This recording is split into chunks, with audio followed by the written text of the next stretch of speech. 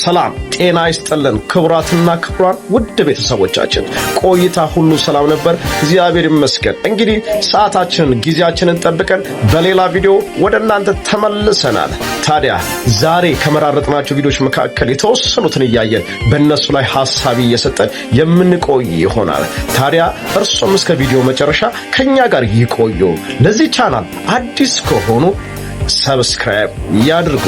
ሌሎቻችሁ ቤተሰቦቻችን በሙሉ ላይክ ኮሜንት እንደተጠበቀ ከኛ ጋር ይሁን። የእናንተ ላይክ እኛን ይጠቅመናል፣ ኮሜንቶቻችሁ ይደግፉናል፣ ያበረቱናል፣ አቅም ይሆኑናል። እስቲ ለዛሬ ከመራረጥናቸው መካከል የተወሰኑትን እያየን እንመለሳለን። ወደ መጀመሪያ ቪዲዮ እንሂድ። እስቲ ያንተ ስም አባተ ነው? አዎ አባቴ በሪሶ ነው። በሪሶ ወይ አሜን አሜን አሜን ታኮራ ባቲላ ባሴና ምን አለ አንድ ሰው ጮኸ አሜን ያለው? አሜን ውሰድ አንተ በደንብ አሜን ብላ። ረሃብ ምንድነው? ማገልገል ነው። ጌታ ሊያገለግል የተጠራው ታዲዮስ አሜን ሃሌሉያ አታራነ ሰኒያና ሉፉታ በከስታሪያ ወይኔ አንድ ሰው ኢየሱስ ይበል። ዛሬ ክብር በላችሁ ይምጣ፣ ኃይል በላችሁ ይምጣ፣ ጸጋ በላችሁ ይምጣ፣ ውበት በላችሁ ይምጣ። ማቻኩራባ አላችሁ ግለኛ ነቢና ውድ ቤተሰቦቻችን እንግዲህ ቪዲዮን እንደተመለከታችሁት ነው። እንግዲህ በዚህ ቪዲዮ ላይ ማለት የምችለው ነገር ቢኖር እንደ አንድ አማኝ እንደ አንድ ክርስቲያን እንደ ዳነ ሰው ማውራት የምችለው ነገር አንድ ነገር ብቻ ነው። መጽሐፍ ቅዱስ ሲናገር እንዲዳል ለተቀበሉት በስሙ ለሚያምኑት ለነርሱ የእግዚአብሔር ልጆች የሆኑ ዘንድ ስልጣንን ሰጣቸው ይላል። እንግዲህ አምነን የተቀበልነው ጌታ ልጆች ሊያደርገን ነው፣ አባት ሊሆነን ነው። እንግዲህ አባ ብለን የምንጮህበትን የልጅነትን ስልጣን ተቀበልን፣ ያንን መንፈስ ተቀበልን እንጂ እኛ ባሮች አይደለንም ወይ ባዳ አይደለንም።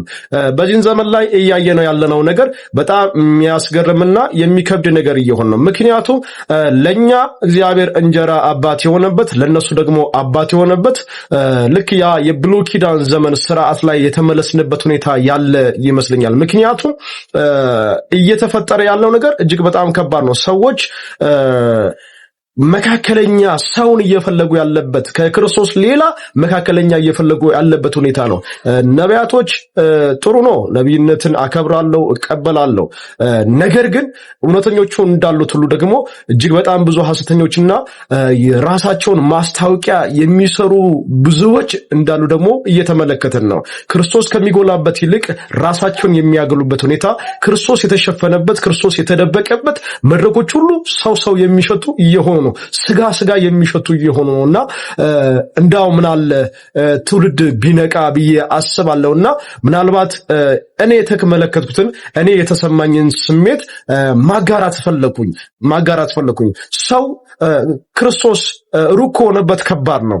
ክርስቶስን አምኛለሁ እኔ አማኝ ነኝ ብዬ የምናገር ከሆነ ክርስቶስ ለኔ ሩቅ አለ፣ እሱ በቅርብ ያለ በውስጤ ያለ ነው። ስለዚህ ምን ለማለት ፈልጌ ነው ባጭሩ ነገር እንዳላበዛና ማለት የምፈልገው ነገር ቢኖር እግዚአብሔር በክርስቶስ ሁላችንን ሲጠራ ልጅ አድርጎ ነው የተቀበለን።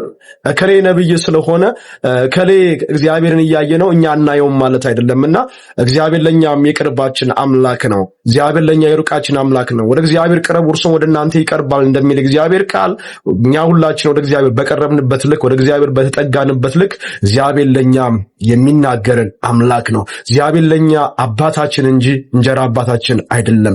ልጅነታችንን ጥለን ሌላ ቃርሚያን ፈልግ።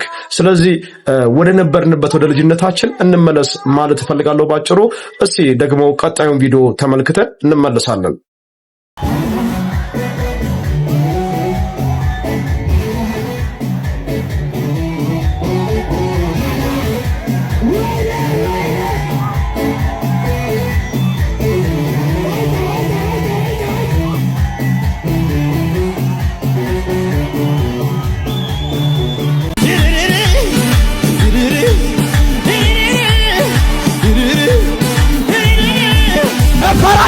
ይሆናል እያሉ እኔ እየባሰብኝ ሄደ።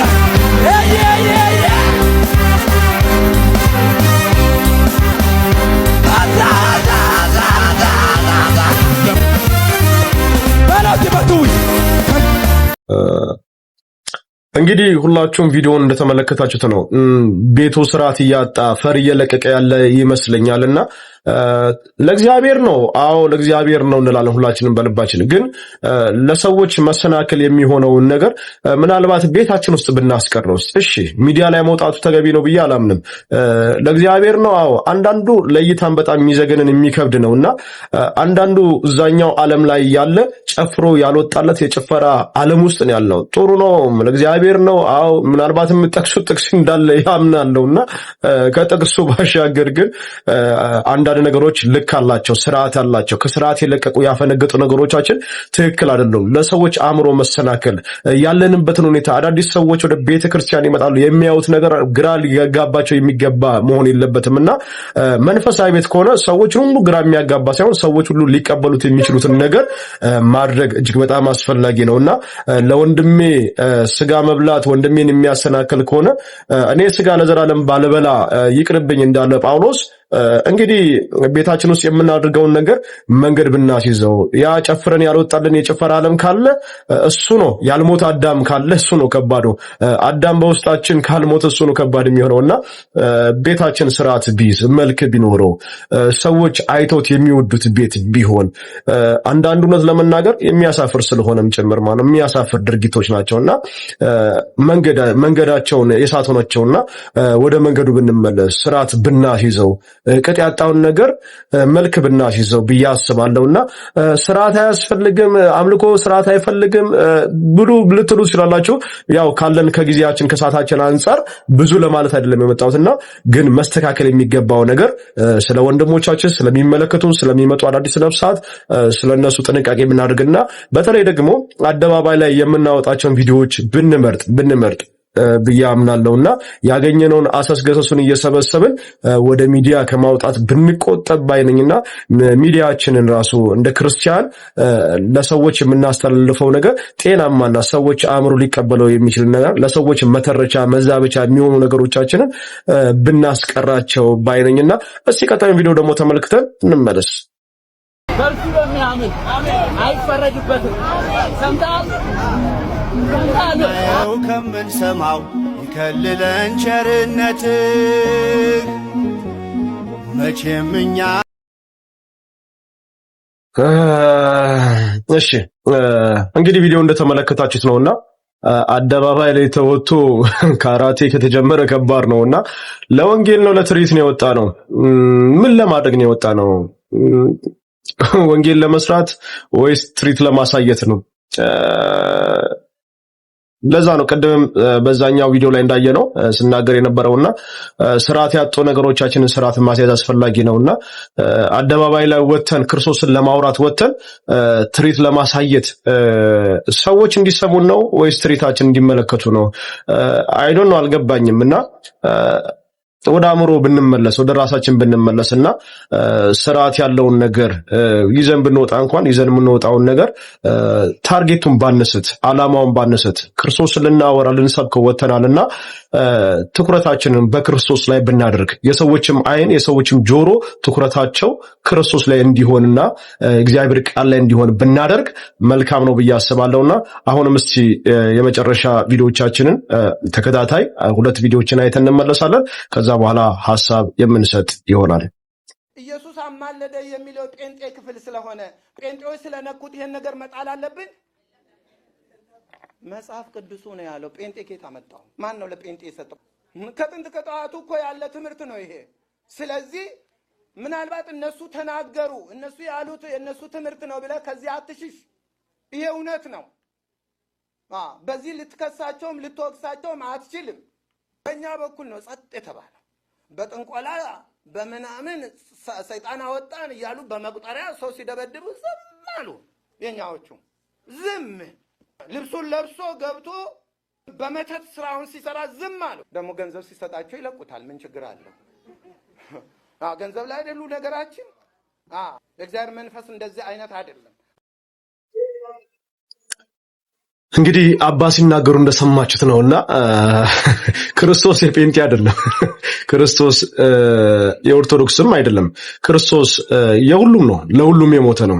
አንዱ ጌታ ስለ ሁሉ ሞቷልና ለተቀበሉት ሁሉ ስለሚል ማለት ነው። መጽሐፍ ቅዱስ ለተቀበሉት ሁሉ ስለሚል ለሚቀበለው ሁሉ እሱ ጌታ ነው፣ አዳኝ ነው እና እውነት ነው። እዛ ሲሰበክ የሚባለውበት መንፈስ ክርስቶስ ኢየሱስ ጌታ ነው ከተባለ የሚኬድበት መንገድ የታወቀ ስለሆነ ምንፍቅና ነው ስለሚባል ብዙ ሰዎች ወንጌልን ከማስተማር የሚፈሩም እንዳሉ ደግሞ ደፍሮ የሚናገሩ እንደዚህ አይነት አባቶችም አሉና በጣም ሲሪየስሊ እግዚአብሔር ይባርካችሁ ማለት ፈልጋለሁ። በጣም ትልቅ አባት ናቸው።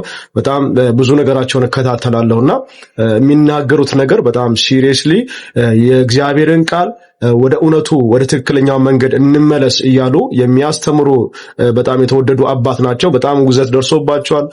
ቻሌንጅ ላይ እንደሆኑ ይገባኛል። ግን እውነትን ከመናገር ደግሞ ዝም እንዳንል የሚያደርገን ነገር አንድ እውነት አለ። እሱም በመስቀል ላይ የተሰቀለው የወንጌሉ ማዕከል የሆነው ክርስቶስ ስለሆነ ስለዚህ አንዱ ጥሪያችን እንደ ክርስቲያን እንደ አንድ አማኝ ክርስቶስን ከመናገር ዝም እንዳይሉ የሚያደርጋቸው ያ እውነት ብቻ ስለሆነ ወደ ዓለም ሁሉ ሂዱ ስለተባለ እንግዲህ በዙሪያቸው ለተሰበሰበው ሕዝብ እየተናገሩና እያስተማሩት ያለው ትልቅ ነገር ነውና እሱም ሌላ ነገር አይደለም። እውነት የሆነውን የእግዚአብሔርን ቃል ነው። ክርስቶስ ጌታ ነውና ስለ ጌትነቱ ነው እያወረዱትና የመናፍቃን አይደለም ወይም ጴንጤ አይደለም ብለው ሲናገሩ በጣም በስፋት እናያቸዋለን፣ እንሰማቸዋለንና በጣም ሲሪየስሊ እግዚአብሔር እኚህን አባት አብዝቶ ይባርካቸው ማለት እፈልጋለሁ። እስቲ ቀጣይ ቪዲዮ ደግሞ እንመልከት። ታቦታት ይሰረቃሉ። መርጌታ ተሰረቀ ጠፋ ይባላል። ለምን ይሰረቁት? ማንም ይሰርቃቸው? እርሶ ስለ ስርቆት የሚያውቁት ነገር ይኖራል ብዬ ጠርጥሬ ነው የምሏት። በአንድ በኩል አያስፈልግም ታቦት ምናምን የሚሉ አሉ። ዞር ደግሞ ብለን ስናይ ይሰረቃሉ ታቦታት። ፈላጊ አላቸው። ይኸውልህ ስርቆት ሳይሆን እንዲሁ ቢፈቀድልኝ እኔ እንዲሁ ወንድ ከሆንክ ናና ይሄን ሁሉ ታቦት እያወጣህ 4 ኪሎ ላይ ከምረው ብለው ቢሉኝ እንዲሁ አንድ ባጃጅ ተከራይቼ እንዲሁ በትንሹ እውነቴን ነው ወይም ሃይገር ተከራይቼ የአዲስ አበባን ታቦት በድፍረት እያወጣሁ ክብር በጎደለው ሁኔታ እንደነሱ መጎናጸፊያ ምናምን ልበሉ አይነት አይደለም። እንደ የሆነ ነገር እየተነጠፈልኝ በዚያ ላይ መሄድ አይደለም። ዝም ብዬ እንዲሁ እንደዚህ በኩርቱ ፌስታል አንጠልጥዬ 4 ኪሎ ላይ በከምረው ምንም አያደርገኝም። ለዚህ ነው የሚሰረቀው፣ ስራ ስለማይሰራ ነው። አንዳንዱ ታቦት ሲያበራየ ነው፣ በጓሮ ወድቋየ ነው፣ ከመንገድ እንትን ሲላየ ነው፣ አብለጨለጨ የሆነ ነገር ሆነ ምናምን ማካበድ ነው። በፍጹም የተደረገ ነገር የለም። ለምን ከኔ ጋር በግልጽ አይነጋገሩ? ምንም ስለ ታቦት ግንዛቤው የሌላቸው ሰንበት ተማሪዎች እንደፈለገ ሊደነፉ ይችላሉ። እኔ ከነሱ ጋር አይደለም ጉዳይ። ሊቃውንቱ ዝም ካሉ ግን ሰንበት ተማሪዎችም ዝም ቢሉ ጥሩ ነው። ሊቃውንቱ ዝም ካሉ ጽጌህን ያህል ሲዳፈር፣ ጽጌህን ያህል ሲናገር፣ ሊቃውንቱ ዝም ካሉ መልስ መስጠት ካቃታቸው አይ እነሱ ዝም ካሉ እኔ ስለዚህ ጉዳይ ዕውቀቱ የለኝም ያንሰኛል ብለው ዝም ቢሉ ጥሩ ነው ሰንበት ተማሪዎቹ። እንግዲህ በመጨረሻ እንደሰማነው አባታችን የተናገሩት ነገር እንደ እግዚአብሔር ቃል እንደ አዲስ ኪዳን በአዲስ ኪዳን እንደሚኖር ትውልድ የተናገሩት ነገር በጣም ሲሪየስሊ ትልቅ መልእክት ነውና ስርዓቶች የአምልኮ መልክ ያላቸው አምልኮ የሚመስሉ ነገር ግን በአዲሱ ኪዳን ላይ ለአዲስ ኪዳን ያልተሰጡ ስርዓቶች እሱም ደግሞ በኢትዮጵያ ደረጃ ስንመለከት ደግሞ እየተተገበሩ ያሉ ነገሮች በጣም ከመጽሐፍ ቅዱሳዊ የሆኑ ናቸውና በጣም እኛ አባት በድፍረት እየተናገሩ ያሉት እሱ ስለሆነ በጣም ጌታ ይባርካችሁ ማለት እፈልጋለሁ። ምናልባት የተለያየ ነገር እንደሚነሳ በተለያየ አቅጣጫ የተለያየ ውግዘት እንደሚነሳና የተለያየ ጫጫታ እንደሚነሳ አውቃለሁና ግን በእንደዚህ አይነት ሁኔታ ውስጥ ሆነው ይሄንን እውነት ለመናገር መዳፈራቸው ፊተኛ መሆናቸው እግዚአብሔር ይባርካቸው ማለት ፈልጋለሁ። እንግዲህ ለዛሬ የተመለከትናቸው ቪዲዮዎች እነዚህ ይመስላሉ። ውድ ቤተሰቦቻችን እንግዲህ እስከ ቪዲዮ መጨረሻ ከኛ ጋር የነበራችሁ ሁሉ እግዚአብሔር ያክብርልን፣ እግዚአብሔር ይባርካችሁ ማለት እንፈልጋለን። ላይክ እና ኮሜንታችሁን እስካሁን በተመለከታችሁት ቪዲዮ ላይ ያላችሁ ሐሳብ አስተያየት በሙሉ እንድታሰፍሩልን ማለት እንፈልጋለን። በሌላ ቪዲዮ ደግሞ በቀጣይ እስክንገናኝ ድረስ እስከዛው ድረስ መልካም ቆይታ። እግዚአብሔር ይባርካችሁ።